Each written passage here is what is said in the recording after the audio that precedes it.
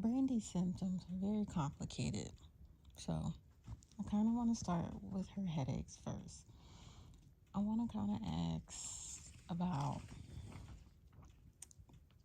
was her headaches sudden or gradual? I also want to ask her how long, like the duration and frequency, how long the headaches last. Um, are they frequent and do they get worse? I want her to describe her headache, um, like the location as well. Is it deep throbbing? Does it radiate to the front or the back? Is it isolated to one side? I want to ask about if it causes any photosensitivity, um, any changes in vision, blurriness. I also want to ask, if there is any new stressors in her life that may have contributed. Um, has she been sick recently? Any fever, chills? Um, Also, I want to know about her most recent period. I want to know her sleep. How's her sleep? I want to know if anything makes it better, if she's taking any over-the-counter medications. And then going into her balance, how she feels unsteady. And also her numbness and tingling. I want to also know if this is sudden or gradual.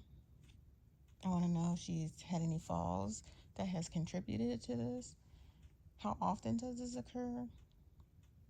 If there's any medications that she may take that she feels the symptoms come on while taking that. I also want to assess her level of consciousness as far as if she's alert and oriented to the situation while we're speaking. Some tests that I would want to run on her assessments first. First of all, I do want to assess her level of consciousness. I want to make sure she's alert and oriented, self, place, situation, time. I'm going to assess her pupils. I'm going to assess the sensitivity to light. I'm going to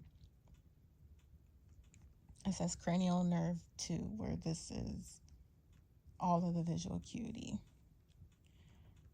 I want to assess her cranial nerve 3, 4, and 6. I want to make sure that she has no nystagmus, that she has proper ocular movement, the size of her pupils. I want to make sure that she has coordination with touching the finger to the nose.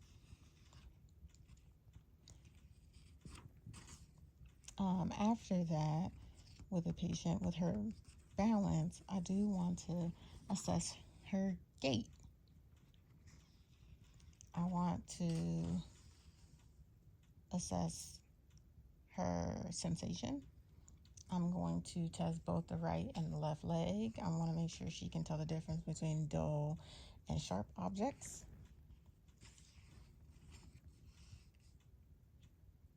And along with the pupil assessment, I do want to make sure that I do test her vision. Now,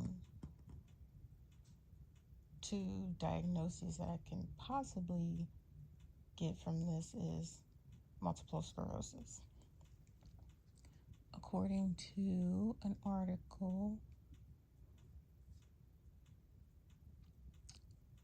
by Soldan and Lieberman on Epstein-Barr virus and multiple sclerosis in the Journal of Microbiology, multiple sclerosis can present around the ages of 20 to 40. Women are more likely to develop MS. Unsteady gait is a symptom. She and the static clinging sensation that she's feeling, the numbness or paresthesia, is also a sign of MS.